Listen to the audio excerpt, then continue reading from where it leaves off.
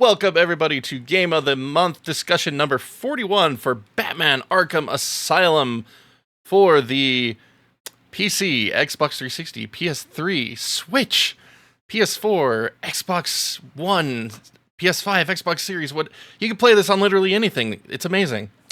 Anyway, joining me this month to talk about this classic game, we've got the one and only SMWiz and Rewind. Welcome you both out to this month's discussion. It's great to see a fresh face join us this month to talk about Arkham Asylum. How you both doing today? Doing good. Great. We're talking Batman. I'm wearing a Batman shirt. Doing great. Awesome. So, Batman Arkham Asylum came out in 2009. Hard to believe it's been that long, but here we are. So, how did you both first get your start with Batman Arkham Asylum? If you don't mind me asking, we'll start with Rewind here, just to let the new blood get a first say. Yeah, so I got this game when it first came out back in 2009. I got it on PC, and my first experience was the demo, which back then it took like 9 hours to download. But then I got the actual disc, so I actually have a PC disc of it somewhere in my house. Then I played it on Xbox, and later I got it on PlayStation 4. But yeah. Most excellent. How about you, Wiz? Yeah, for me, it was 2010. Got my tax return right around the time my Craigslist TV died. So I was going to go get a giant TV, and my college roommate instead convinced me to get the 42 and then pick up a PS3 with the difference. And we picked up a bunch of games, including Batman, that came with, the 3D glasses in case you wanted to play that in 3D, which I didn't, which is why they're still sealed. It's so funny that it's anaglyph. That's amazing. Oh, man. Well, now it's a collector's item. I could resell this for big bucks someday. Someday. But anyway, for me, I picked up both games pretty much back around when it launched. I picked up Arkham Asylum when it launched. I picked up Arkham City when it came out with its Game of the Year edition with that awful box art. And so I played a little bit of it on PC, but I never finished it. And then I played through it finally on 360, back to back with Arkham City, about 2011. So really enjoyed my time with this game. Just the right size for me for being what I consider a sort of open world-ish game. And so anyone that knows me knows I can't stand a lot of big open world games. There's just too much to do that really doesn't matter, and it just gets distracting, and it's just kind of annoying overall. So having a more curated and smaller experience like this has always been my preference, and revisiting Arkham Asylum this month has been a blast. Yeah, this was my first time playing it since 2010 when I did it on the PlayStation 3. So I remembered some of the story highlights, but forgot most of the nuances and like the entirety of the map. So it was almost like a brand new playthrough for me. And yeah, I don't care for open world games, but like the size of the map like felt good. You had the choice, you could explore, but you weren't required to explore or punished for not exploring. So which is the best way to do it. Yeah, none of this, 900 Korok seed nonsense. What, you don't want a golden poop? Doesn't that feel worth your time to get a golden turd? Nah, I'm okay. Sure, it's right there, man. It's all nice also, in your hand. It's all warm and steamy. Spoiler alert for anyone who hasn't played a game that released in March of 2017. PSA. Just gotta get that out there. If you are still trying to find those 900 Korok seeds and you're super determined to get your big game reward, it's not a good reward. It's a big giant turd of poo. Golden poo. Anyway. Yeah, so that's the best part about this experience of going through Arkham Asylum again. Just because, again, it has been years since I've gone through it as well. I barely remember the story and the map as well. And so I loved how it felt like a very linear experience with the option to go back and explore, and with the option to explore side things, find the Riddler clues and bonuses and the Arkham sub story from the audio logs. And like, that's the fun thing about the collectibles in this game. Like, I hate collectathons, as most everybody who's visited this channel knows. And there's 250 collectibles in this game, which is like obscene. I hate it. Yet at the same time, it's done in a way where it doesn't feel quite as overdone as other games like Mario Odyssey or Donkey Kong 64 being the most egregious offender of all history. And so finding them actually felt fun to a degree for the ones that you just happen to stumble across. And then a couple of the ones that you have to take pictures of were pretty, like, it's fun figuring out the clues. And then, of course, the audio logs are the best part because you get the nice little lore about the characters. And so, if you're not as into Batman, it was just a great way to learn about more of these characters. And this game has a wonderful encyclopedia, like, of characters that once you unlock things about it, it gives you a little bit of history about them, which is really cool. Because, I mean, outside of Batman the Animated Series, like, I don't know much about Batman. Like John Hammond said, I'll show you. We got to get together. I will indoctrinate you proper into Batman. But yeah, you mean Christopher Nolan's Dark Knight trilogy isn't enough? Whoa! Ever? No. Hold on. I was like, that swallow. I'm scared now. The word, no. Because it's like you said, enough. There's no such thing as enough Batman in your life, okay? Especially, you mentioned Batman the Animated Series, okay? So we got Kevin Conroy as Batman, Mark Hamill as the Joker, just like we got in these games. There's more. They reprise these characters. He was Batman for almost 30 years, okay? There's so much stuff to dive into. Oh, yeah. Batman Beyond. I played the terrible Suicide Squad game just to hear him as Batman one last time. Yes, I played that absolute trash game, tortured myself with it, just so I could hear more Kevin Conroy. They had it on sale for like $1.30, like last week. Yeah, I picked it up on sale a little over a year ago. I think I got it for $2. It was when they announced that they were delisting it. And like, even then, I was like, my time may have been better spent just going to YouTube and seeing all of his scenes or something. Yeah. But, side note though, because, now we're talking about Kevin Conroy. Like, it's crazy that casting choice just because you're like, yeah, we're going to make a kid's Batman show. It's like, all right, what do you think? We just hired, Jim off the street or something? It's like, I was thinking a Juilliard-trained Broadway actor as Batman. It's like, what? Well, that's the entire budget. We have no more budget, so everyone else is going to be random, right? Like, who's going to be the Joker? Oh, I'm thinking Luke Skywalker. It's like, what? See, that's what's funny. I didn't know that Mark Hamill did the Joker until Arkham Asylum came out. Because I hadn't seen the TV show since like 94 before that. Yeah.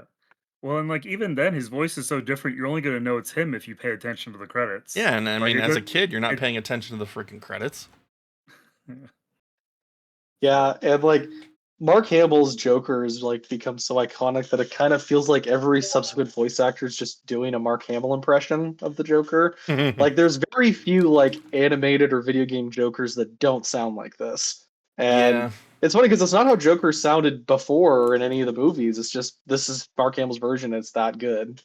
Yeah, it's very iconic, that's for sure.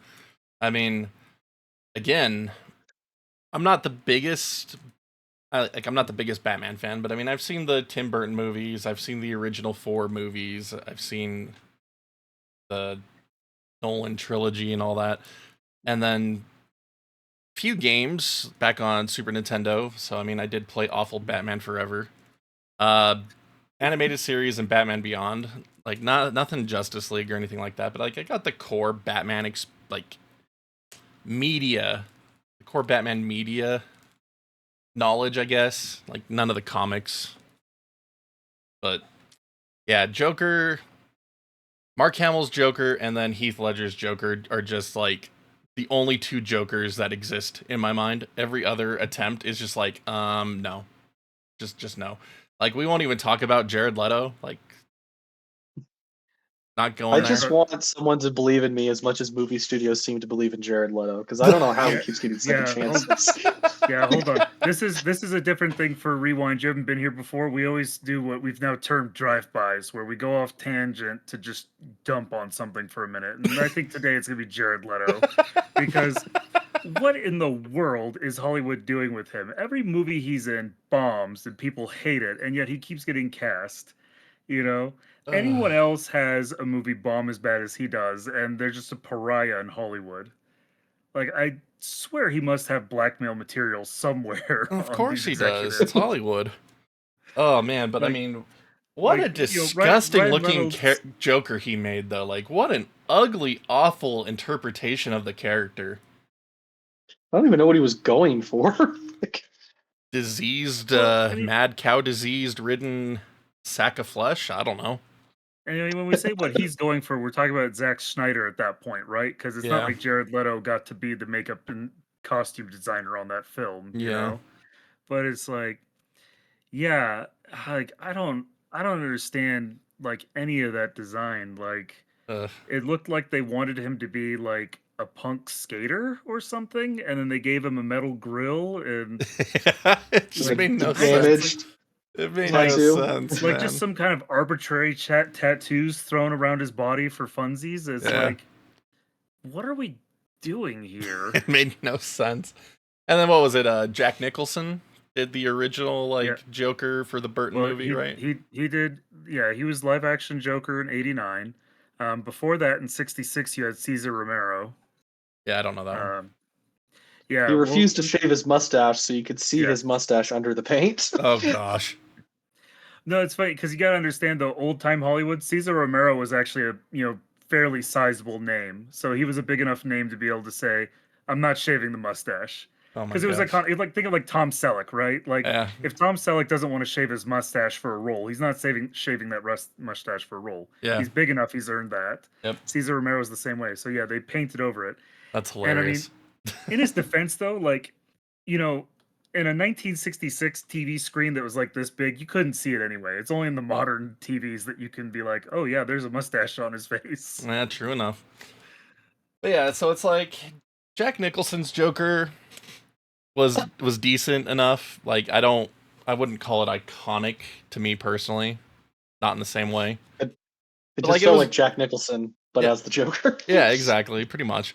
But I mean, it was decent. Like, it was fun to watch. Yeah. Like, it wasn't Jared Leto. Yeah, no, he was good. Talking about Mark Hamill again, he's said in interviews, you can find videos, but he's like, he went into like audition for this, and the only note on like the script was, "Don't do Nicholson."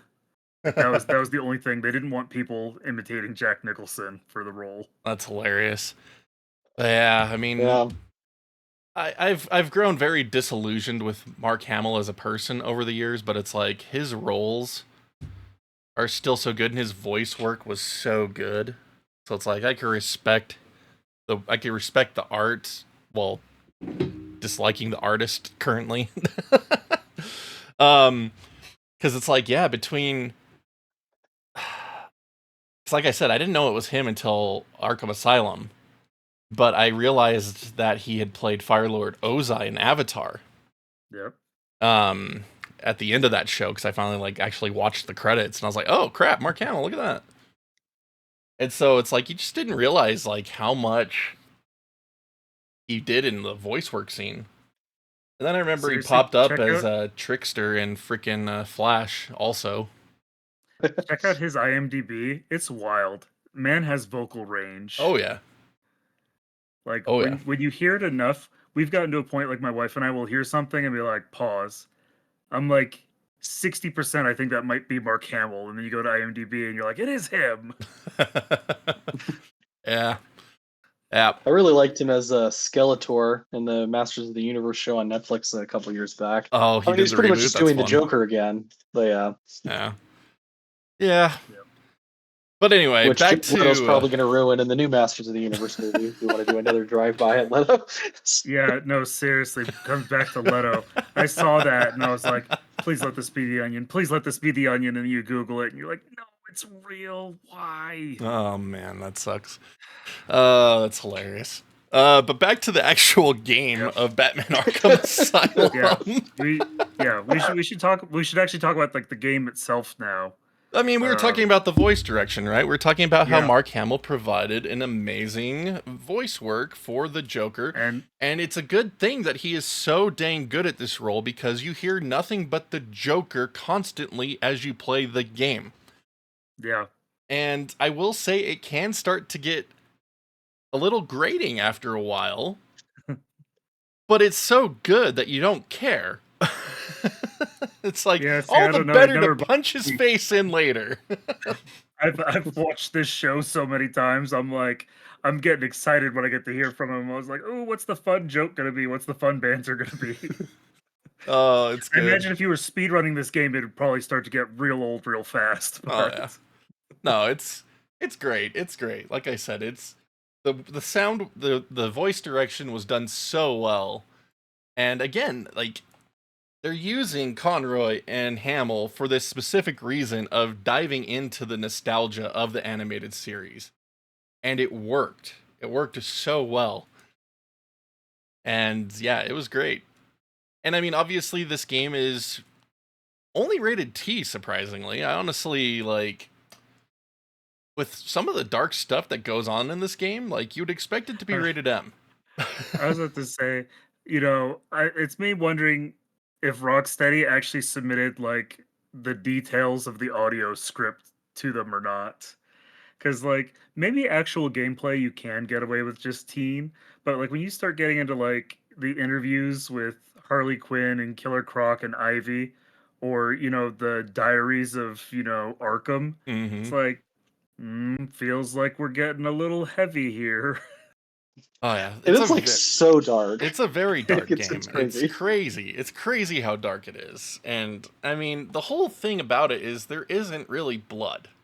That's why it gets away with the T rating. There isn't really blood. There isn't really like heavy cussing outside of your biblical cusses, So there isn't really anything in here that would make it deserve an M rating. It's just, I wonder if they had an original build that was going to be even more dark, and they're like, nah, let's go for the T rating instead. I do know that some of the Riddler paint was going to be red originally, and then they changed it to green to get a T rating. I remember reading that in a Game Informer years back. See, and even like you say, there isn't much blood, but I think about like and we'll get into this when we talk about the plot, but like the grotesque mutations. Oh, like you have like bones jutting out through skin and stuff. Yeah, you got the like swollen arm lumps. You have muscles split open and stuff. Like there is some gore in this. There is. Somehow they squeaked by with a teen rating, and it's like, hey, okay, you know. It probably helped their sales. Yeah, it probably did. But, yeah. Like, you talk about the mutations, and it's like, yeah, with the spoiler alert for anyone that hasn't played a 2009 video game, like when you're doing the final fight against Joker, and he transforms back in the end cutscene, it's like his mouth's bloody. But it's like, there's nothing over the top about it. And I think that's why it squeaks by. I mean, you need to remember, like, this is only a couple years after they re-rated Oblivion from T to M. Yeah. Because they didn't submit footage of blood staying on the sword. Yeah.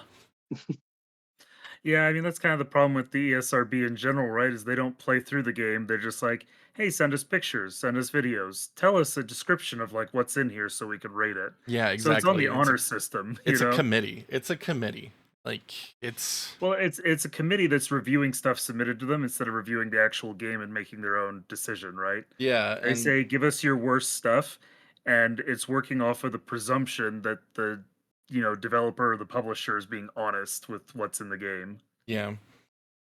And I mean, if they're not being honest, though, then they get a nice little backlash. And look at Grand Theft Auto San Andreas for an example. final retail build of that game still had unused code for that whole sex minigame thing that couldn't even be accessed by regular players. You had to use a freaking Game Shark or an Action Replay to even see what few assets were left in the game. So ESRB, oh no, this one's now rated AO. And so Rockstar had to go back and remove all that code and resubmit it so that they could sell their game again, because retail stores won't sell AO games. So, yeah. It's almost like it's really arbitrary. It is incredibly arbitrary. I did an entire 10-page essay about rating systems around the world for an English assignment in college, and I wish I still had it.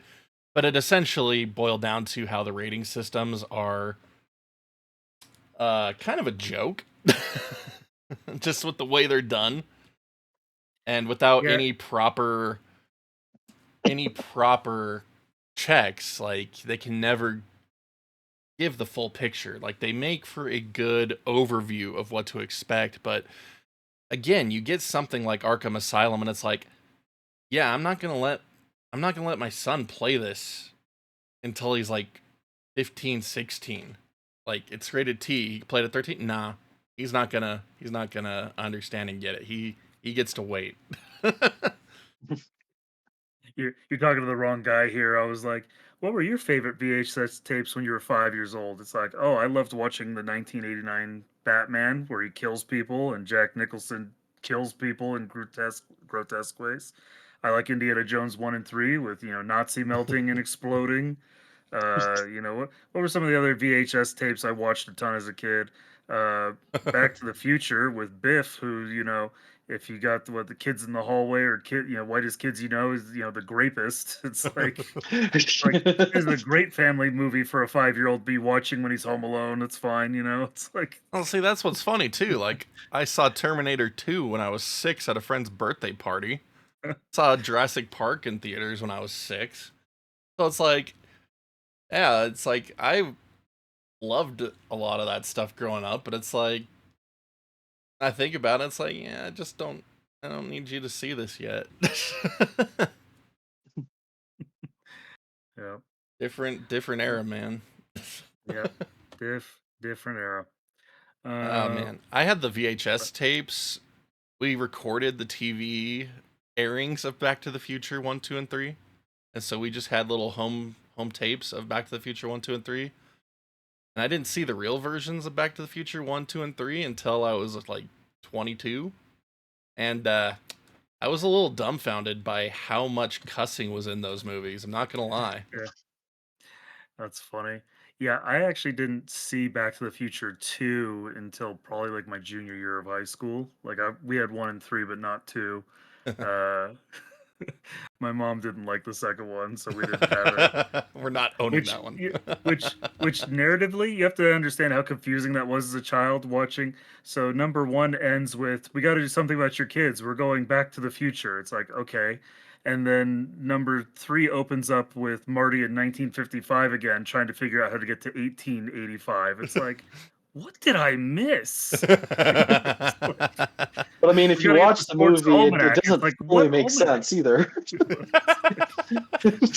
Anyway, Batman. Yeah, Batman. All right, another great tangent. Yes. Another great tangent. Watch Back to the Future, everybody. Anyway, so yeah, so I mean, it's a darker game. It's DC. It's always been the thing. Like, DC games and DC media has always had a much darker tone to it than Marvel.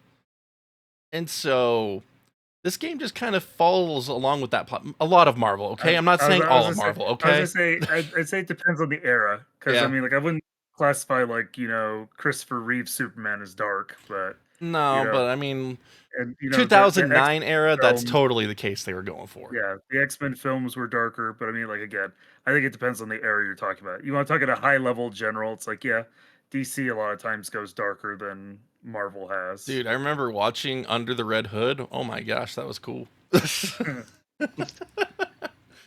you're talking about the animated one, right? Yeah.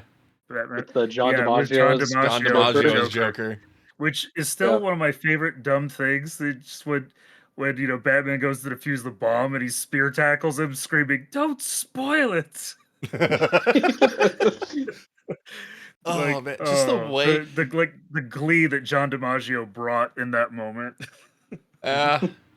He is another one of those like wonderful voice actors that I can just enjoy listening to anything he does.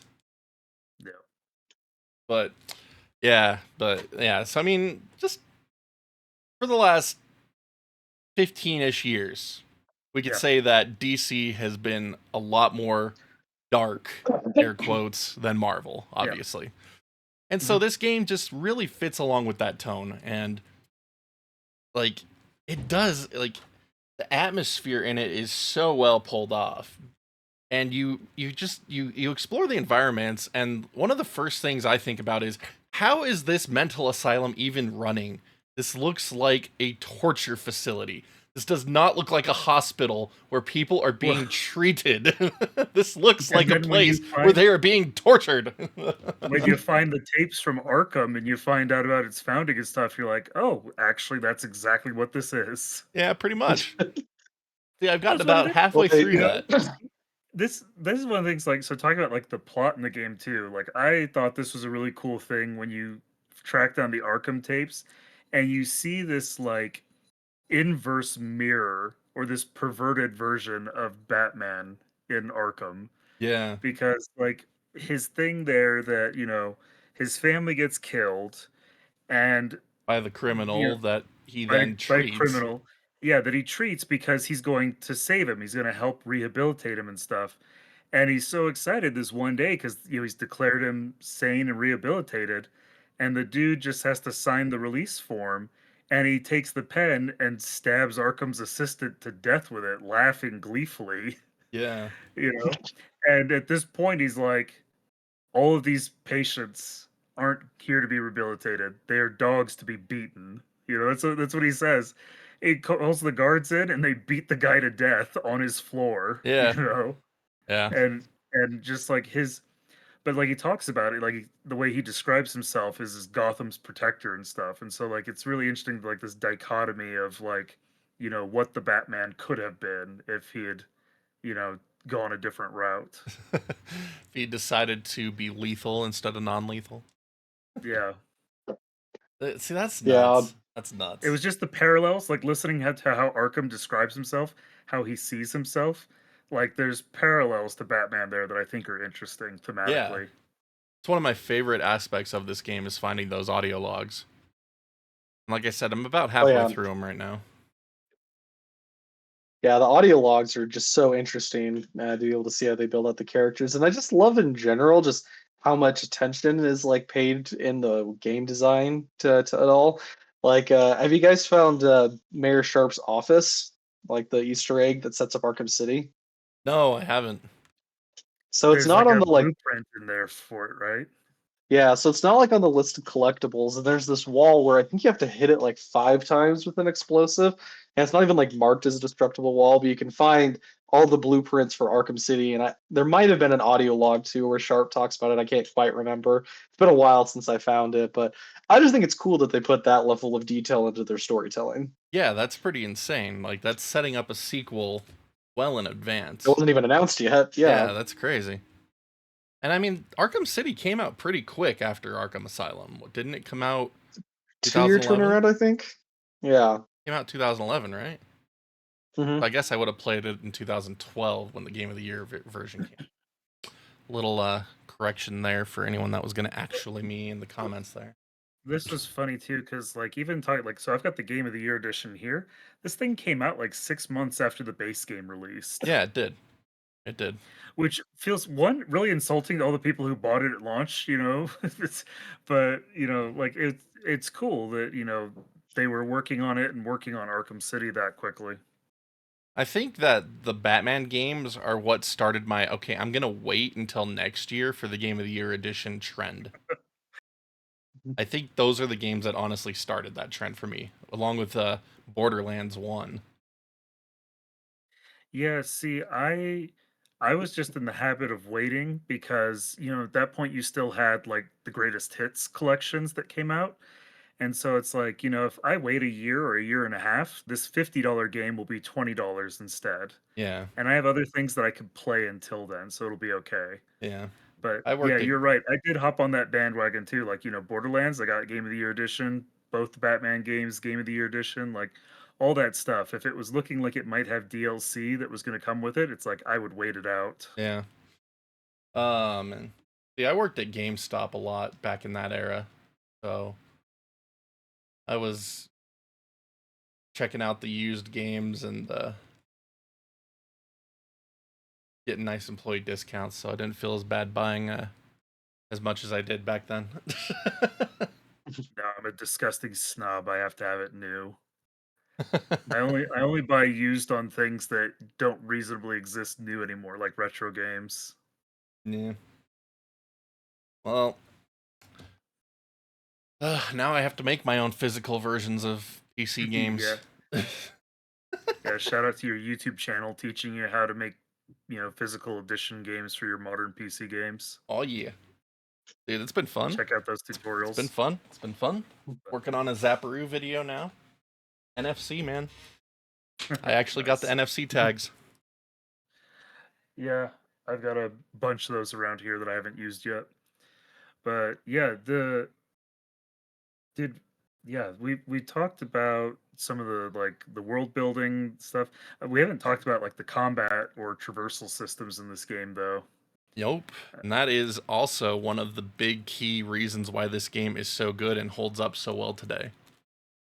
Because so many games have copied what this started off. Oh yeah. The biggest example would be Insomniac's Spider-Man 1, 2, and Miles Morales. They are complete ripoffs of this game's mechanics.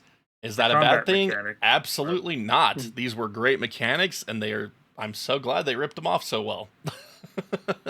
Like they did it so good. Like it just sorry, go on. I was gonna say, well, yeah, because it feels weird when a superhero game doesn't do it now. Because Gotham Knights that came out a couple years ago, I have a hard time playing it because it doesn't use this style of combat, and so it just feels bad. I don't know if it necessarily is bad. It's just without the free flow combat style, I just don't feel like I can get in the groove. Yeah. Yeah, but I mean the Spider-Man games, like they play so good. And honestly, it scratched the itch that this, sets you up for because, they're not making these games anymore, Nope. Arkham Knight sucked and we're not getting any new games in this universe. And yeah, now Kevin Conroy's passed away sadly. Like I don't know if they'll revisit that game world or not, or if we would just get a new game with the mechanics. Like the new Lego game is supposed to be using a combat system like this.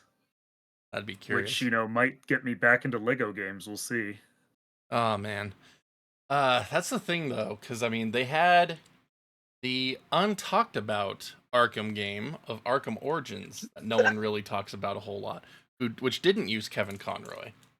And a lot of people bag on that one, but I don't think that the voice work was really one of its weaker points, personally. I mean, is it Kevin Conroy? No. But it did okay. It was just such a weird choice. It did okay. Like he was right there. He was. You're putting it in the world, and so you're like, yeah, it's a prequel. You're like, we want him to be younger. It's like he's a voice actor. He could pitch his voice up. Like I know, right? It's like this is not unheard of. This is not new territory. They didn't want to pay for him for just what is supposed to be a spin-off prequel that no one was supposed to care about, and no one does care about now. Its existence, though, did lead to Kevin Conroy leaking Arkham Knight, though, because someone asked him if he was in the new Arkham game, and he's like, yeah. I'm like, oh, so you're in Arkham Origins? It's like, well, what's Arkham Origins? I don't know what that is. Oh, that's hilarious. So that's when they realized, oh, there's another Arkham game coming out. That's hilarious. That's amazing. I was unaware of that. That is so funny. Yeah, you said he got a nasty letter from DC after that. Here's another good one. Here's another good one. Moment. Here's another good one that would have been a cool what if. What if, because WB owned Rocksteady, so that's why they're making Batman games. Another franchise with awesome combat and cool mechanics, Middle Earth, Shadow of Mordor. How cool would the Nemesis system have been for a Batman game? It would have been awesome. I know that that studio was doing a Wonder Woman game before they got canceled. It was going to use the Nemesis system, and that's just it's another reason to hate WB right now. But I do feel like a Batman game would be great. Yeah, it's also a reason to be very upset with U.S. patent law. Because they patented the Nemesis system, so no one else can do it. Yeah, well, I mean, what just is like it, how 15 Bandai years? Namco had patented mini games on load screens. It's like, thanks for that, guys. Was it 15 or 30 years? I don't remember. I don't remember what it cares? is, but it's obnoxious, man. Who It's cares? like, Modern actually, gaming's like, in the dumpster anyway. like, I understand copywriting IPs and stuff, that makes sense. But like to patent like a mechanic in a game, it's like it'd be like patenting shuffling cards or rolling dice. Like you Yeah. realize how many opportunities for creativity you shut down when you remove a mechanic from, a box of tools. Yeah. Well, I mean, Well, like, one good thing imagine to if they think about patented in that the- regard is Nintendo just lost their case for capture mechanics for Pokemon. Yeah, they lost one of the patents on review, which also in general the reporting on that has been super bad, like just super generic. I do agree that I think the case is nonsense and it shouldn't have even gotten this far. But like all the headlines saying Nintendo's trying to patent, capturing creatures, it's like if you actually look at the patent, it's like very specific to what they were doing in Pokemon Legends Arceus. Like they have very detailed step by step like drawings and like what the catching looks like and stuff. I still don't think they should get a patent on it, but to be like they're trying to patent catching things, it's like that's a gross mischaracterization of what they filed a patent for. Yeah. It's like the patent is like right up on a creature, dismount, circle, like throw, like that.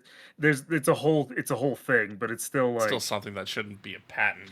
oh no, but I mean again, the criticism I think then goes to the Japanese patent office that issued it to them in the first place. True enough. True enough. But yeah. Just a cool little So what yeah, if because drive by on that case. Arkham Knight came out after Middle Earth Shadow of Mordor, the first one, right? Yeah, I think Memory it came out a year serves. after, maybe 2 It was like years. 2015, I think. Well, Arkham Knight came out Yeah. 2015, 2016. Yeah. And so I Yeah, think when Middle did Earth came Shadow of out. Mordor come out? I think it was that 2013 because it was still on 360 and PS3. Okay, that was 2014, but maybe it was 2013. It might have been 2014. I don't know. I know that Shadow of War came out in 2014 according to 2017. Google, if you can believe that. 2014's right. It sounds right. Okay. So yeah, it would have been cool if they had been able to implement that, but I mean, Monolith was not Rocksteady, obviously, so this would have been cool. Cool, what if? Yeah, it Rip came Monolith. out 9 months after in the summer of 2015. So, like, unless they knew about it in development, it would have been way too late to be adding it to the game. Yeah, it really would have been. But I'm just glad they didn't patent the combat style though for the Arkham games, because right. that would have been horrible for 3D action games. Yep. No Spider-Man. Nope. Oh man.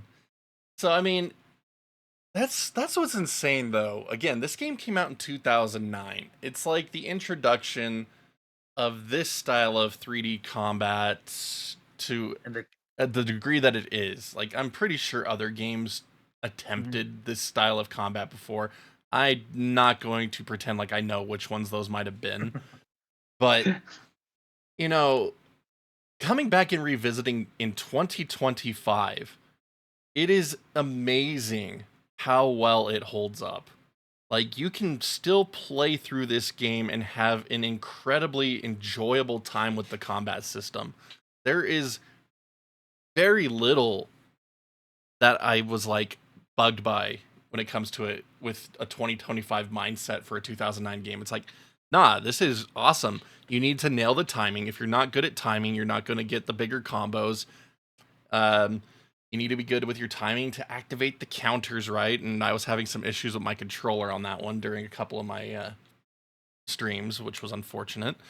But it's like it's got a great combo system. It's got a great counter system. You get the extra added abilities of being able to toss somebody or do the takedown. If someone's on the floor, you could do a permanent takedown. You could throw batarangs into the mix. You could throw the explosive gel into the mix. Like, there's a lot going on for this game. And Yeah, again, weapons out of their hands with the bat claw. yeah, the enhanced bat claw, yep. And it's like, you get a lot to work with to take down people. And there's some fights with a lot of people. Like, it's crazy. And yeah, it's like, I did not expect it to hold up this well. Like, I was expecting to be like, okay, this is a 2009 game. Let's get into the mindset of a 2009 player again. Because, I mean, I go back and replay old games all the time. So I don't care about things being a little out of date. And so I was shocked. Like, it's like, yeah, you could release this game today with new graphics and no one would be the wiser, except for the only thing that I dislike about this game, having to hold A to run.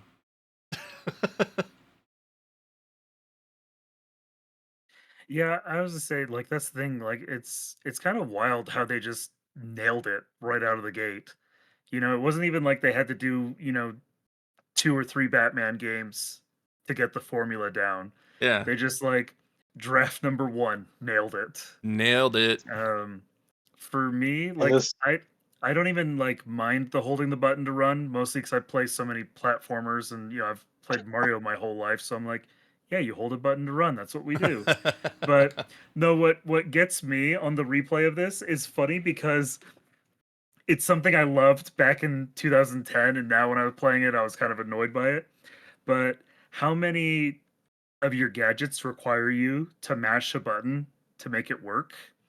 Or like, like pulling a grate off the wall, kicking a grate, Yeah. yanking a wall down with a bat grapple, stuff like this, where it has you mashing the button. And it's like in 2010, when this was like new, right? Because I think God of War may have been the first game that had you do contextual action in the Yeah, the middle of the Q2, game, the quick time like events, mashing quick time events. nonsense. Yeah, yeah. Resident Which Evil now 4. now has been overdone to death. Resident Evil But like, 4 was the first one I experienced it in. yeah, but I think God of War, the first one, came out first, if I'm remembering right. I might be wrong. They Same would have been year. really Same year. God of War came out later that year, though. okay. Yeah, oh, so gotcha. but anyway, so the thing was that like playing this in 2010, it was kind of cool. It's like, oh, Batman's gonna rip a grate off, and I'm pushing the button, and I'm feeling the vibration of the controller because I'm Batman and I'm doing this. This is awesome, I'm ripping this wall down with my beefy bat muscles, and so like because it was new and it was novel, right? And now we've had this kind of done to death that like playing through it this time, it was like a little annoying to be sitting there mashing a button and being like, modern games, you'd go into options and you'd toggle on accessibility features and you would set that to like autocomplete. Yeah. So I That was would have like been one of the nice changes for the Return to it's Arkham so collection. like it's funny that like this thing that I loved in 2010 now because it's been overdone by other games. I was like, meh, I don't need this. I mean, you didn't like I think Rise, it's, Son of Rome? I think it's mostly that you have to do it like every time you open a crate, and you're opening Yeah. it pretty frequently. Yeah, it does get very repetitive. One part of the combat we haven't talked about yet, though, is the stealth, and that is where I think this game like really shines to the point that like I play the game like 99% detective mode just to see where everybody's at. So Oh, like I sometimes did I that forget anyway. what the graphics. Yeah, okay. I was like, that's shocking. Yeah, because Ice played this. I was watching his stream and I'm like, he's just walking everywhere in detective mode. Or I'm like, I'm hitting that quick on in combat, be like, where everybody at? And I'm like, toggle it off because I want to see Batman and enjoy the spooky environment. Nope, I like my blue and orange and being able to see the enemies in light blue and red, know what they're armed with and not. Like, It nope, kind I of feels love like detective cheating a little mode. bit. Love detective mode. I want every Okay. game to have detective mode. Holy crap. That's where Batman's power of money comes into play to let it be more powerful than anyone. Exactly. But Batman toggles on detective mode. It's like, and they said money wasn't a superpower. Tell that to Tony Stark. Oh my gosh. yeah, but it's funny Ugh. because I feel like in most like 3D action games, I kind of like avoid stealth as much as possible. This is the one franchise that's like the big exception because they just make you feel so cool, like with it, with the inverted takedowns and where you can see like people's heart rates get like quicker, like the more Yep, the that guys you was take so out. fun. And that Yeah. they give you more ways to take people out as you play and level up, being Mhm. able to do floor takedowns, hanging takedowns, the kick glides, the explosive gel, just like everything, Yeah. as you get stronger, your ability to take people down increases. Like it's Explosive just gel through the rewarding. wall that first time you have to do Yep. it to save the doctor. Like, oh man, just awesome moment. Very iconic to me. Oh yeah. But it's funny to me because this doesn't really make any sense, but like I equate the stealth in this game to like Tomb Raider 2013 for some reason. Because I played through these games very close together. And I mean, so, I think it's another instance of like taking inspiration from it, right? yeah. Because I mean, because like here's the thing, I joke when you said this was open world, I had joked before that this is tactical stealth action like Metal Gear, and like it's a Metal mixture. Gear That's why Solid. like it's kind of hard. Yeah, Metal Metal Gear Gear Solid. Batman. Metal Gear Batman, It's I mean. Yeah. yep, yep. It's This game is a hodgepodge of genres. You got beat 'em up, you have stealth, you have action, you've got exploration, like Yeah, puzzle too with yeah. puzzle Mhm. solving. Like this game should not work. It just shouldn't. Like anytime you take a game and try to throw tons of genres into it, it ends up being garbage because it lacks focus and direction. And this just nails it on everything they tried. Because it's Batman, and all of those things encapsulate what Batman is as a comic character, as a TV character, and it's one of the things that the movies, any movie of Batman, just never really fully encapsulated the detective aspect of Batman to the degree that he was designed to be. So I think that's why it works. Yeah, but yeah, the stealth segments of the game, like, because normally here's the thing, like Metal Gear Solid is my exception for stealth, and you've heard me talk before that like I will like completely write a game off that suddenly like an action adventure game that suddenly is like, and now stealth section. I'm like, no, you're dead to me. It's like, but yeah, this it just does it well, and it also rewards you. Like it feels so good to like take down a room of guys without getting spotted once. Oh, and I did so poorly at that.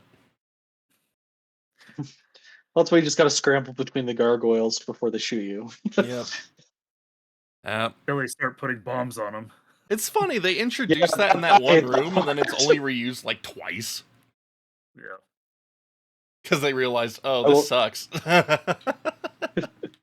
This sucks to I will play say in. like we'll say one negative thing that I do feel like this game did introduce to gaming with the detective mode is it felt like every game started doing it where you could just press like a button to like highlight all of the objects of interest. Yep. And like it made sense sometimes with like The Witcher where he's like, okay, he's got heightened senses. Then you got like Tomb Raider where she can like see all the Yeah. stuff. And I was like, okay, now Survivor we're getting a sense. little bit. The Yeah, survivor sense made no exactly. sense. Yeah, no, none whatsoever. And then like the Spider-Man games do it too, where like he uses his like spider sense to like solve crime scenes and all that. And like I know for a fact they're probably going to do this in the Wolverine game coming out next year too, as Oh the yeah. Wolverine has to use a sense to solve a crime scene. I'm like, Because he's got "Well, what heightened the crap, smell and man?" hearing, okay? So it makes sense that he'll magically see things on a wall with his I, nose I'm and gonna ears. I'm gonna turn like 90% of the audience against me for saying this, but it's like they just showed the new preview of that game, and I have less interest in it now than I ever did, just because of how over the top it is. It's like I know everyone has wanted an over the top Wolverine game forever, but I watch it and I'm like, this is just so unnecessarily violent at this point now that I just can't play it.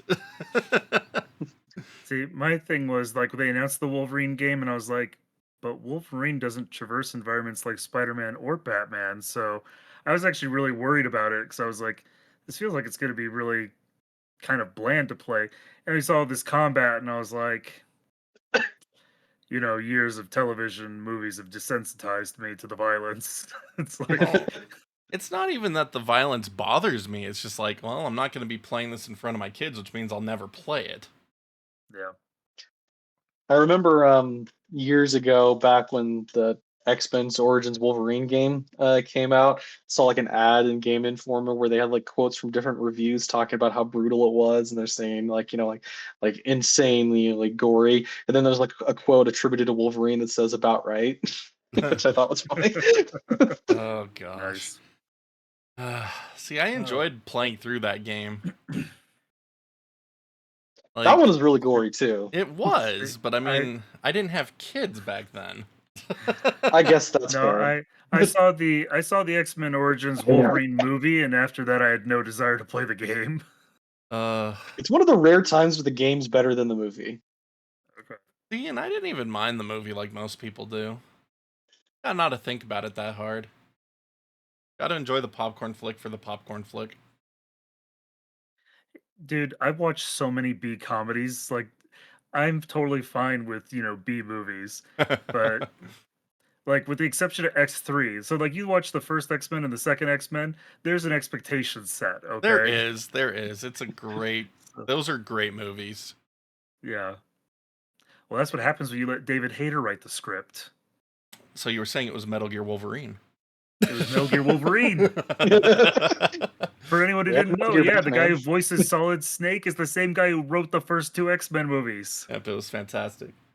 But yeah. Batman. So we've talked the gameplay, we've talked, some of the mechanics and stuff. I'd say audio-wise, like I love the voice acting. I feel like the music didn't make any sort of impression on me. There was music? That's what I was saying. Like, audio-wise, I'm like very forgettable when it's not the voice acting, I think. Yeah, because I mean, like I don't even remember music really at all.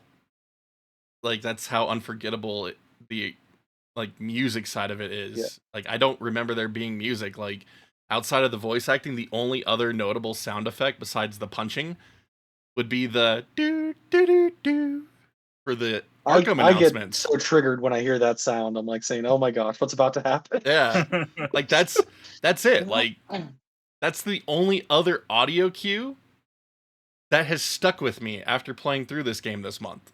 Like there was music. I don't remember any music at all.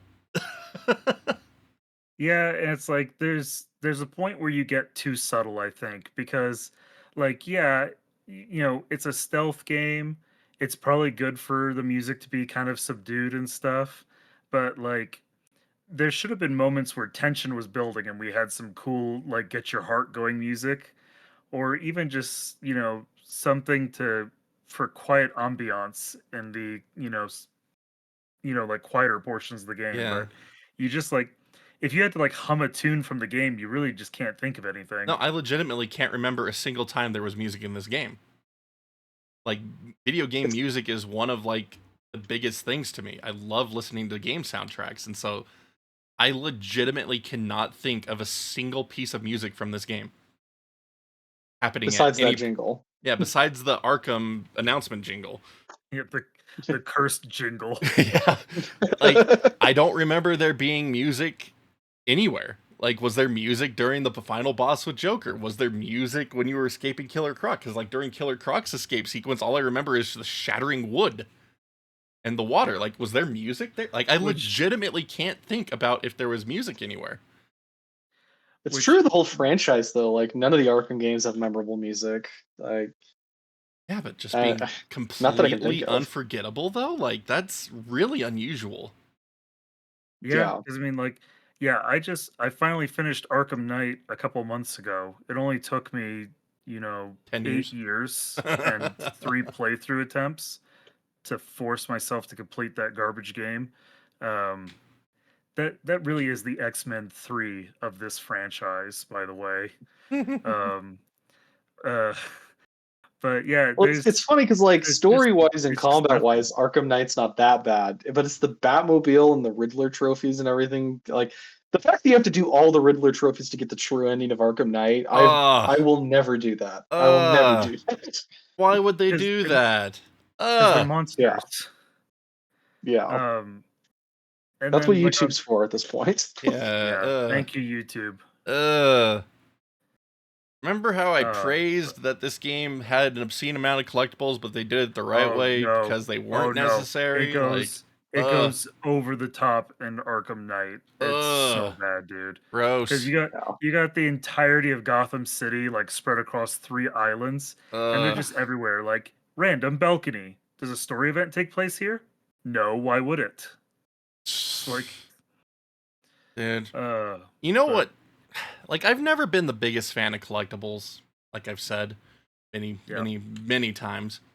But it's like, it was the first Assassin's Creed that made me despise them. Finding all the Templar flags.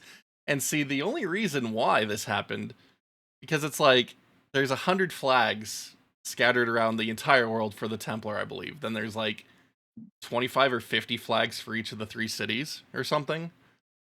And I got them all. But what happened as I was getting them all was that I lost my save. And so I'd made it like 80% of the way through the game and then had to start it over again. And so that is what that's what has helped lead to my absolute disdain of collectibles. Hard pass. See, I think the first game I played that had what I would consider collectibles would be Mario 64, having to get the 100 coins, and then the 8 red coins. And I didn't like that. Those are always like some of the 120 stars levels. But then, like, my brother got Banjo-Kazooie, and I was like, what are we even doing right now? Banjo-Kazooie is such a nightmare of collectibles. But yeah, anyways, I'm just gonna be the weirdo again that alienates the audience and says, you know what, the rare games were not the highlight of the N64 for me. Except for GoldenEye. I was like, GoldenEye was pretty slick. Though I'm gonna hot take and say that The World Is Not Enough was better. Dude, The World Is Not Enough was actually really impressive. And that was EA, which, before they went full villain. Dude, EA used to be one of my favorite publishers, hands down. Like, I look at all the games I used to do, like, example videos with. It's always EA stuff. Because it's like Need for Speed Underground, Freedom Fighters. Like, early 90s and very early aughts EA was pretty slick. Dude, oh man. It wasn't until their sports games found microtransactions that the rest of them went downhill. I think we have, like, until 2009 where EA was, like, top of their game. And then they went full stupid for a long time. Dark. They're dark arc. Oh man. But yeah, like I crack up looking at I crack up looking at all the things that I use to do examples with, and it's all EA. Like, it's not even funny. It's all EA or studios that EA ended up buying. Nice. Because, like, I will never not use Need for Speed Underground and Freedom Fighters to do examples of. And it's like Freedom both of those are EA published. Well, because Freedom Fighters was IO Interactive. Yep. But I was gonna say, you mentioned when we were talking about audio, the Killer Croc and the planks breaking. I gotta say, Killer Croc single-handedly is the thing that I've like super vividly remembered to this game because it was my least favorite part. Like when I played through this, I loved this game. I mean, everyone's been hearing me heap praises on this game. So why if I only played it once? Killer Croc, man, I hated that section. And because then that right there, right? That's where all of a sudden the game forces you to play a different way. This kind of goes back to my action games that force stealth. It's like, I have to move slowly, otherwise he'll hear me. And then you get a little meter to see how loud you're being. Except he keeps popping up every 10 seconds anyway, so he clearly knows where you're at. Yeah. Like, it was just obnoxious. You're like, I gotta walk through this maze of tunnels and try to find, these little pods and not upset the croc. And then at the end, it's not even gonna matter because he's gonna chase us. And then for funsies, the camera's gonna flip around in front of us, so you have to run toward the camera. Give us that stupid Crash Bandicoot perspective. Holy crap, I hate that. Which, yeah, I didn't like Crash Bandicoot. Like, I don't like Crash Bandicoot either. Why is the camera in front of me if I'm running forward? Okay. All right, th- this isn't driving in Utah. You have to actually turn your head to look where you're going. When you put the car in reverse, your eyes are not forward; they're supposed to be back. Yeah, pretty much. Anyways. True. I mean, the best thing Killer Croc does is just annihilate Scarecrow, though. That part's Oh, that great. was beautiful. Actually, no, that was so disappointing because I was so looking forward to punching him, and then I didn't get to punch him. Dude, Scarecrow sequences in this game were so crazy. Like they're just yeah. The Scarecrow design is very interesting. Very horrific. The Freddy Krueger gloves. Yeah, like it's a horrific character to look at. And so that's another reson this should have got an M rating. You watch him stab Batman with the glove. Yeah. Like full on, where he's like, "How are you resisting? Another dose." You know? Yeah. Like, but see, that's what's funny. Where you go into like the morgue and like find your parents' corpses talking to you. Yeah, that was disturbing. Again, the game is dark, but those sequences, but I mean, this thing, like, those sequences were cool to me. Thing, like, comparing it to the MPAA, was it Motion Picture Association of America? You can, a stabbing, like where you watch the blade go in, is an instant R. Like a gunshot doesn't do that because it's considered more visceral, more violent. And you watch the Scarecrow stab Batman with the needle fingers, but still no M rating. So apparently ESRB is cool with stabbing. They're like, yeah, whatever, fam. Well, I mean, they weren't. Every game would be rated M almost. The part that got me though is where it makes it look like the game crashed and restarted, and then like Joker's the one driving the Batmobile, Batman's in the back. Yeah. Because when I played that on my like family computer back in high school, I'm like, wait, did I just like break something? What happened? Yeah. I love when games play mind tricks on you like that. I mean, Eternal Darkness was the first one that really, really screwed with you like that. We could do a whole thing on Eternal Darkness. I'm too scared to play through that game, dude. Dude, that game messes with you. Know why? You know why that game messes with you so much? Because the studio actually hired a psychologist to help them make it as mentally, like psychologically intense as possible. Yeah. Oh, really? Yeah. Yes. It is Silicon Knights that messes with you. Silicon Knights had so much potential, and I'm so sad that they squandered every single ounce of it. Yeah. But yeah, so it's a super cool game to play. Play it in the middle of the day with all the lights on. Do not play it alone at night in the dark. I cannot handle horror games, dude. Like, I can't. I wanted to replay Resident Evil, which I've replayed like a million times, and even that is still like, nah, dude, I can't. I just can't. I know exactly when everything is and when everything happens, and I'm still scared of it. Nice. I hate horror, dude. I hate it. Which is why this game is like so fast. It's like, okay. Like Arkham Asylum is almost borderline because of some of the stuff in it. Thankfully, it never gets to the point where it's actually bad, but it's like almost when there. Arkham Knight had random jump scares in it.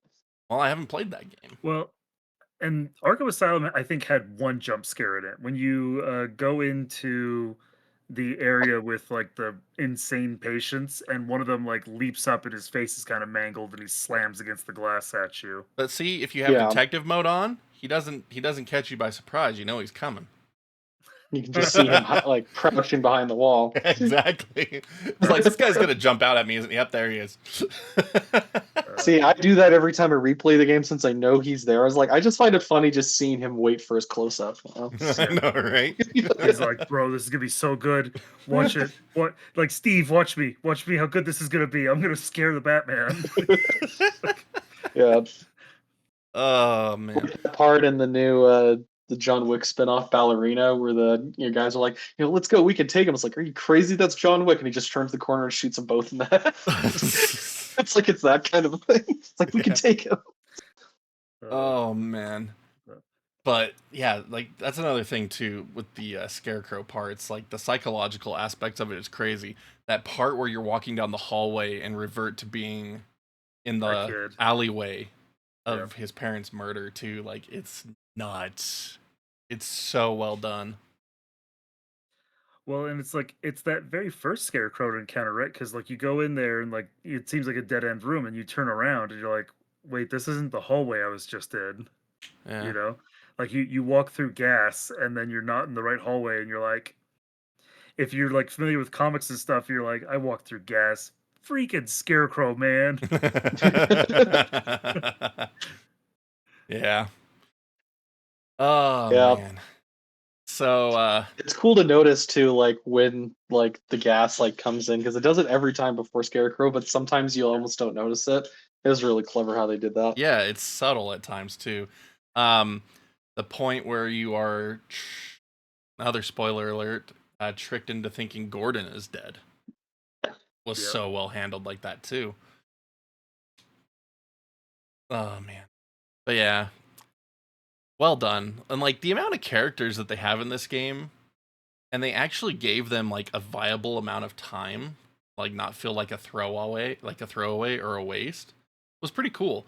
Like even a character like as unknown as Zaz to the casual comic book movie / game player, like Zaz is not a main character until you get to the Gotham series, which was pretty funny to see that he was kind of like a main secondary character for a while. That was interesting. But you know, it's like, who the frick is Zaz? Oh, he's just some crazy murderer. Okay.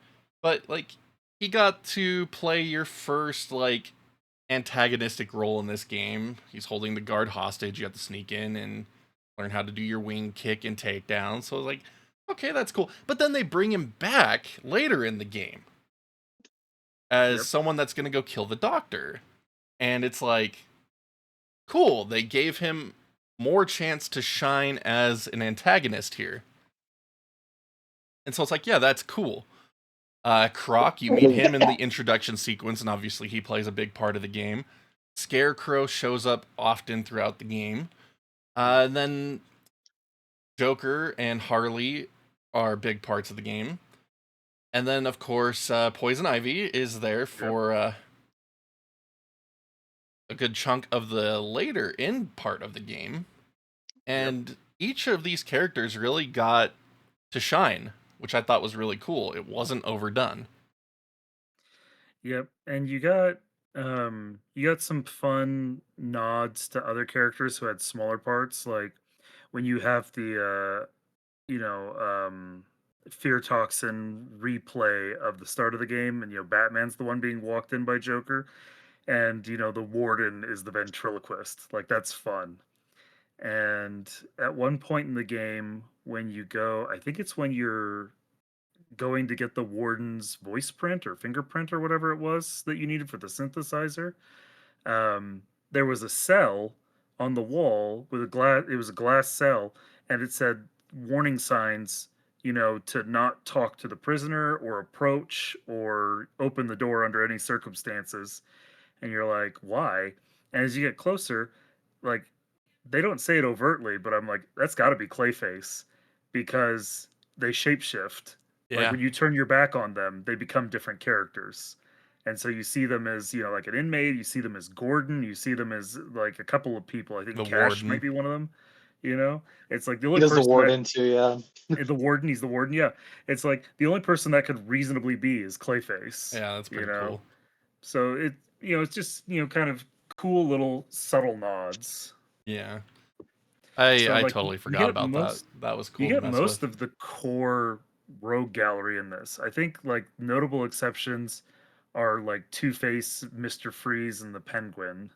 And that's what's don't funny think- because Mr. Freeze is alluded to as being there when you're doing the Harley fight because that cell is frozen over. Because it's totally frozen over, yeah. Which is really cool. Yep.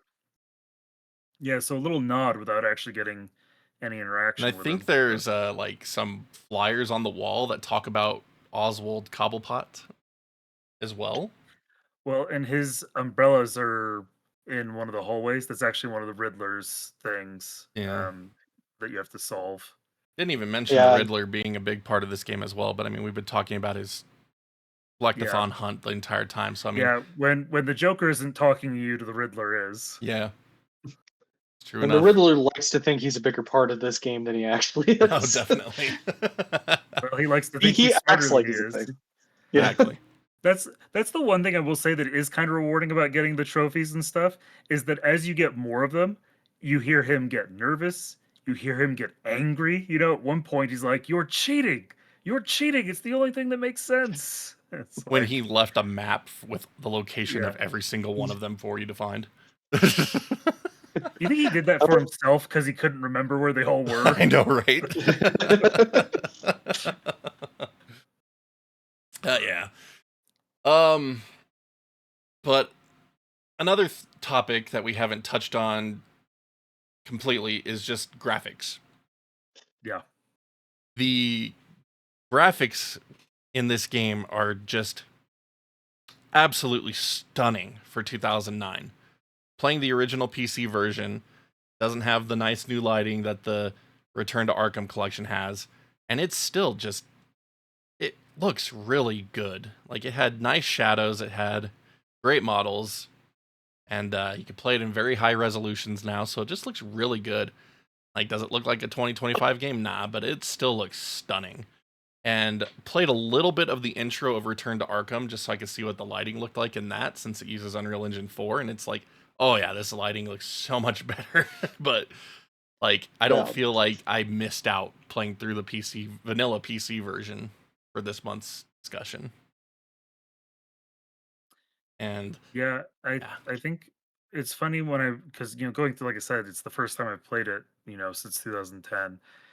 When you first enter the facility proper or get exposed to the outside, they take a really long time panning around and they show you the sky because rain is coming down. And you're like, in 2010, this would have been absolutely mind blowing, But I mean, visually it is good. What I'd say too, one of the things that I think is like such like a nice little cherry on top is that throughout the game, like if you fail parries, if you get beat up by guys, you get rips and tears in your costume, like the chest, the sleeves, your mm-hmm. cape, and it maintains those. Those persist throughout the game, you Mm-hmm. know?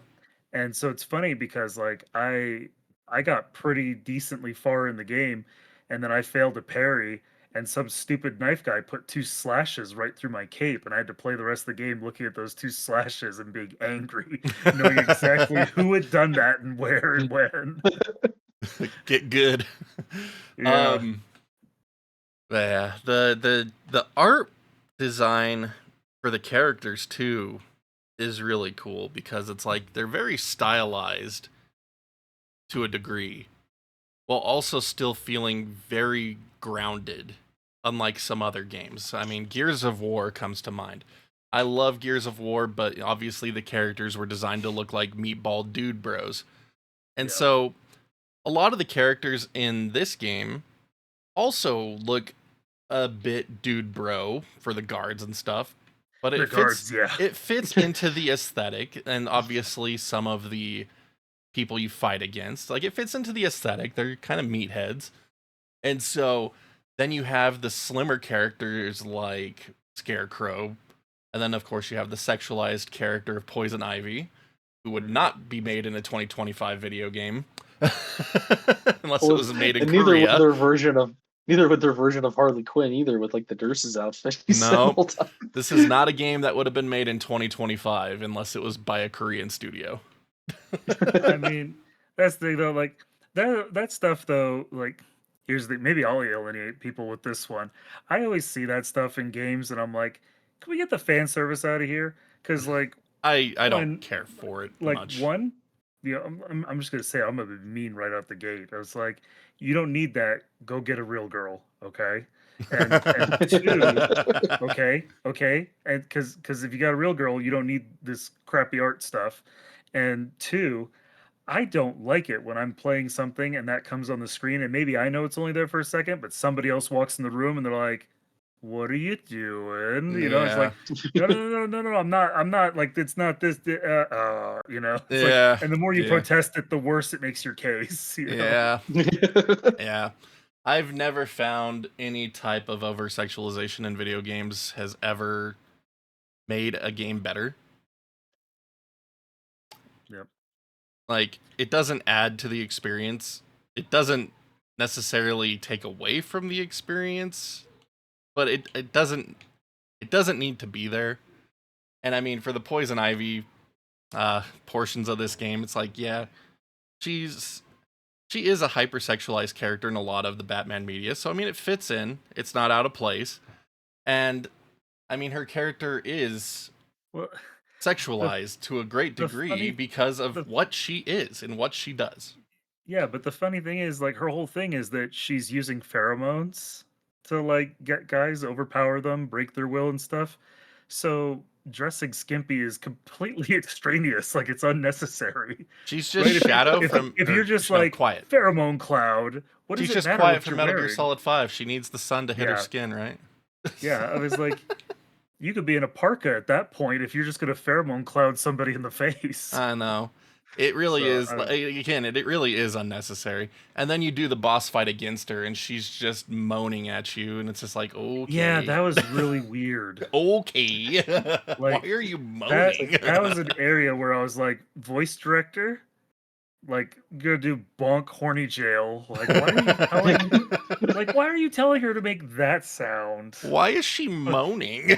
Like, I'm blowing her up. Why is she moaning? Why does she like me blowing her up?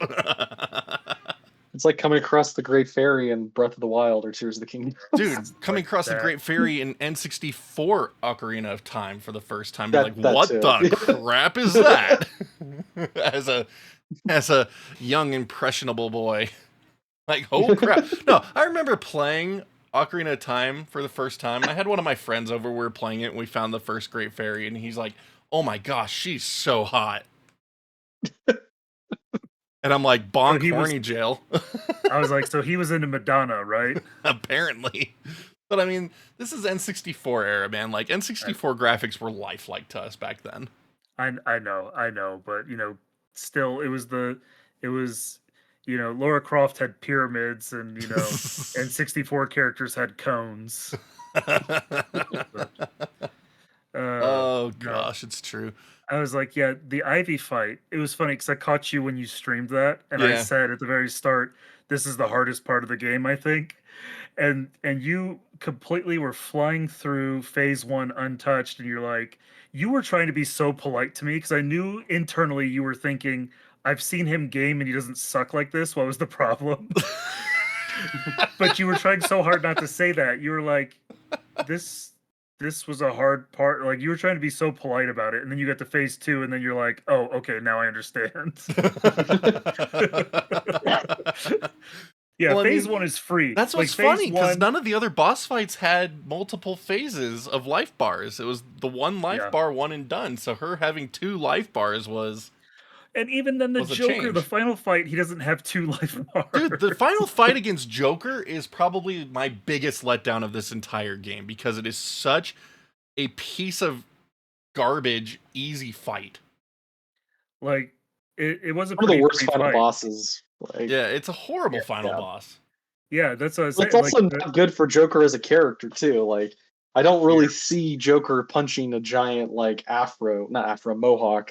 Oh my gosh. Giant fingernails, No, that is where they got Jared Leto's Joker from. Transformed Joker. That's what they were going for. Tie back into that. Which part, Arkham Asylum? Let's go with that. We're going to use Transformed Joker from Arkham Asylum. That's what you're going for. I'm still saying that the Killer Croc fight was, like, the least good part of the game, but the Ivy fight, like, so the phase 2 Ivy fight was just so, like, unnecessarily ramped up. It made me wonder who hurt the devs as I was playing through that part. Yeah, I was like, guys, we've been having a jolly old time together. We've enjoyed some really dark backstory. We've had fun parrying. Why are you giving me this mess of a fight now? No. See, they're doing crunch so long working on that fight that's where they just let it all out, They're like, this is where we punish all the players. This is what we created because of crunch culture. We created our sexual outlet. Maybe they're like, the game's about a half hour too short. Like, well, let's make it an hour longer than it needs to be by replaying this stupid section. Yeah. Oh, which actually, that's a different mechanic that we didn't talk about. When you die in the game, you get taunted by the villain Oh, it's before you kind of amazing. like black out. Like it's kind of like as you're dying, they're hitting you with final words. Oh, it's so And, good. It's so good. and I that's miss the, when like games insulted you like that. it's funny because like again, like I also got pissed off at it. I didn't take a ton of deaths in this game. Like I know when I played it initially, I took a ton, and I was like, there's times where you're like, okay, that was a funny quip. Like that makes losing hurt less. Yeah. Yeah. Yeah. Like those scenes and then like the death scenes in Resident Evil 4 are the best types of game overs to me. Always enjoyed it. Yeah. But yeah. I liked how violent the game over screens were in the 2013 Tomb Raider game too. It was like Mm-hmm. someone was getting some aggression out on Lara Croft with these. Oh my gosh.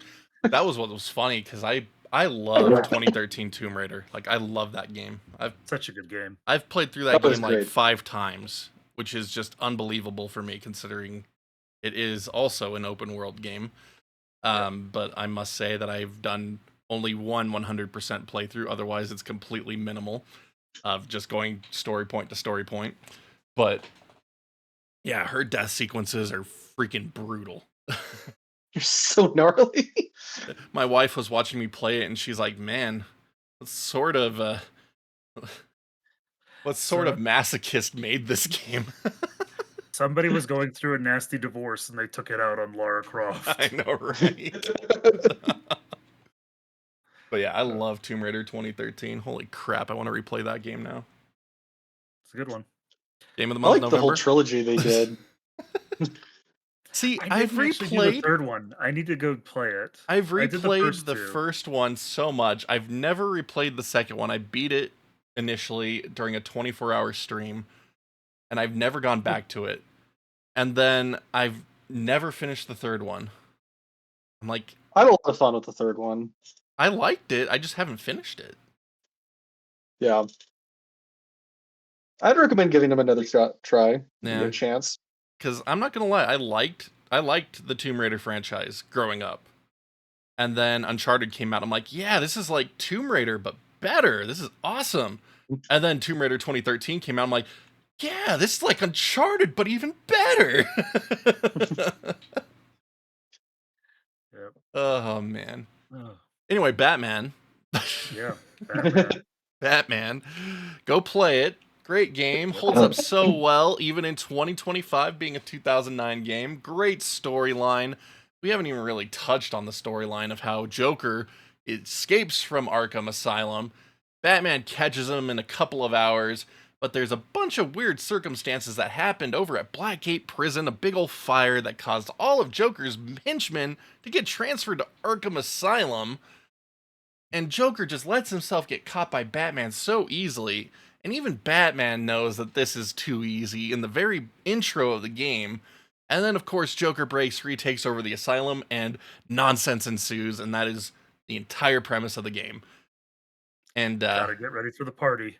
Yep, gotta get ready for the party. See, that was the other cool thing. Every time you go back and forth to the treatment facility, you just see more and more of that sign being built of the Joker face leading to the final battle. And it's like, that is so fun.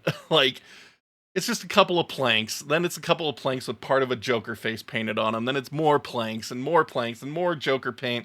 Finally, it's finished, and it's like, oh yeah. And you go there, and they're all clapping for you. They're like, yeah, welcome to the party. Are you on the list? And the list just says Batman. And he shows it to you, which was hilarious. See, alternatively, you could attack those guys who are clapping. Oh, I did. That's an achievement. So Yeah. of course I did it. See, I attacked them not realizing it was an achievement, so that was kind of funny that popped up. But it was also a really good room to hit the 40 combo achievement. Yup. I think that's where I hit it too. I actually had a good fight in that room finally. Yeah. Oh man. But yeah, just so good. And the whole, like, we didn't even talk about Bane. Well, Bane went out like a sucker. He got hit by the Batmobile. Yeah, he did. He did. But, like, he does play the integral part in that he is the keystone of the entire plot. Because it's his Venom that is the Titan project. that causes the transformations, which is pretty crazy. Spoiler alert. Dude, I don't care. Great 2009 game who- that we've been who could've- spoiling for an hour. Yeah, I don't care.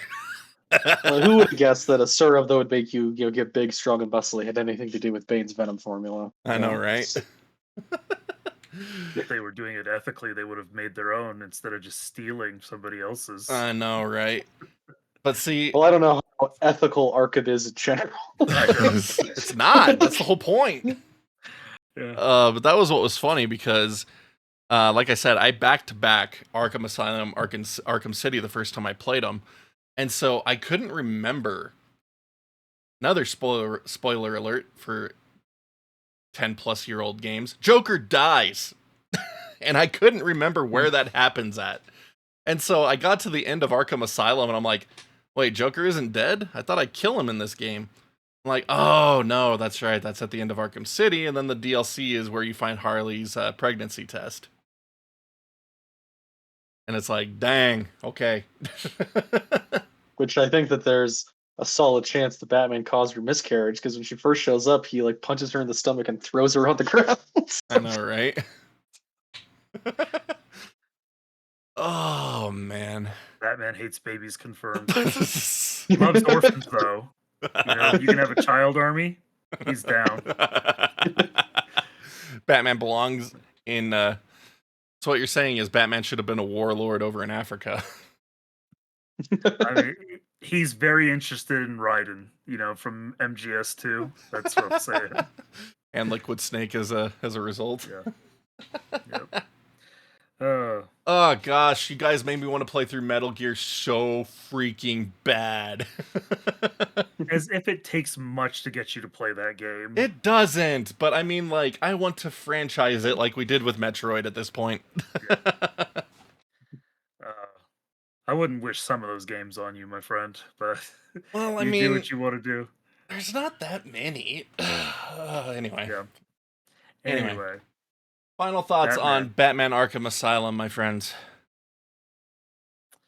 I'm gonna give this game a 9 out of 10. I think that this absolutely holds up. The fact that so many games have copied it, copied its mechanics, copied gameplay styles all these years later, and that, you know, it gets a graphical facelift, which by the way, the Return to Arkham collection came out in 2016, so that's even a 9-year-old game, and it still plays like it's modern. Like, this Has it is really been an that amazing long? game. Wow. Absolutely amazing game. Yeah. Yeah. So like I mean it's a no-brainer for Batman fans, but I think if you like, you know, action games or stealth games, like it's definitely worth checking out. Yeah. I can mirror that sentiment. I would personally give it a 9 out of 10 as well. My only complaint is having to hold A to run in the 2025 mindset. I'm lazy. I don't want to hold A to run. I have analog thumbsticks that have incremental movement ranges that could determine if I am walking or running. Let me use them. But combat still feels fantastic, even all these years later. Graphically, even the vanilla version on PC that didn't get the facelift looks absolutely gorgeous. You can mod it to make it even better. The Return to Arkham collections on Xbox One, PS4 look fantastic. I don't know what they look like on Switch. I've never actually bothered to look, but I imagine they'd look just fine because the Switch was capable of handling PS3 games and Xbox 360 and PS3 games just fine. As long as the devs weren't lazy. But yeah, gameplay, story, characters, atmosphere, it all knocks it out of the park. And it's just fantastic. It's one of those defining games, kind of like Mario 64, Doom. Just really set a precedence for what came after it. So, very cool. Yeah, I agree completely with everything you guys said, and I'd also give it a 9. I think that it also raised the bar for licensed games. Like when you think of licensed games, early to mid 2000s, you had a lot of kind of shovelware of like if a movie came out, you get a tie-in. Didn't And like the Arkham Lord of the Asylum Rings games? Come on now. they were fun. They were fun, but yeah. But what I liked about Arkham Asylum, for one, is that it wasn't like just a video game based off of The Dark Knight. Like it was a video game based on Batman, where they took the IP and made the game tailored to that. Yeah. And that's kind of what we expect. I mean, obviously the Spider-Man games are a great example of that, and I think it kind of helped shift the mindset that way. And I also think it was cool that, and a lot of times when I think of like these particular characters, usually I'll think of like the animated series as like the definitive Batman ones, but the Arkham games are like just as close up there in my opinion. And I don't think you can ever make a Batman game not be compared to this one. No, definitely not. But yeah. I mean, this game coming out in 2009, right after Dark Knight came out in 2008, like what a great time period for it to have come out into. Just all that hype around the Batman franchise, just like absolutely lightning in a bottle timing right there. They couldn't have done it better. Fantastic. Oh yeah. And like one of the mechanics we didn't even talk about that much too was the gliding, which was another thing that I thought was so fun in that game. And I think that's why Arkham City is even better, is there's more maps to be able to do that over. And that's just such a cool thing that's unique to Batman. No other superheroes like that. Yeah, it really is. I know we're in final thoughts, but I got to throw out one funny thing we didn't talk about. They have a really funny anti-piracy measure in this game. That where you can't glide. If the game detects that it's pirated, you can't glide. Batman flaps his arms and just falls. That's hilarious. And it's especially. And you can't get past the tutorial. You can't get past the tutorial because there's the room with the gas or the acid or whatever it was, and you have to glide. So if you've pirated the game, you can't get past the tutorial. That's hilarious. Yeah. There was a funny post that went quasi-viral back in the day with somebody going on a help forum and complaining about what a garbage game it was because all he did was flap his arms and fall. And basically the devs telling him to get bent and buy the game. If I remember right, they said something to the effect of like the errors in your moral code, not the game code, something like that. That's hilarious. Oh, man. But yeah, I think we can all agree that this is a must play. So if you have somehow missed out on this game since 2009, you definitely need to try it out. It goes on sale frequently on Steam, GOG, Xbox, PlayStation, and Switch storefronts. I believe it was on sale on GOG just this last week, even for like $6 for all the games. So keep an eye on it. Definitely worth getting. And just so much fun. I probably like to replay Arkham City sometime soon. I don't know if I'm going to, but we'll see what happens. But thank you for joining me today to discuss Batman Arkham Asylum. Really appreciate it. And thank you all for watching. We'll see you back next month. I have no idea what we're going to be doing.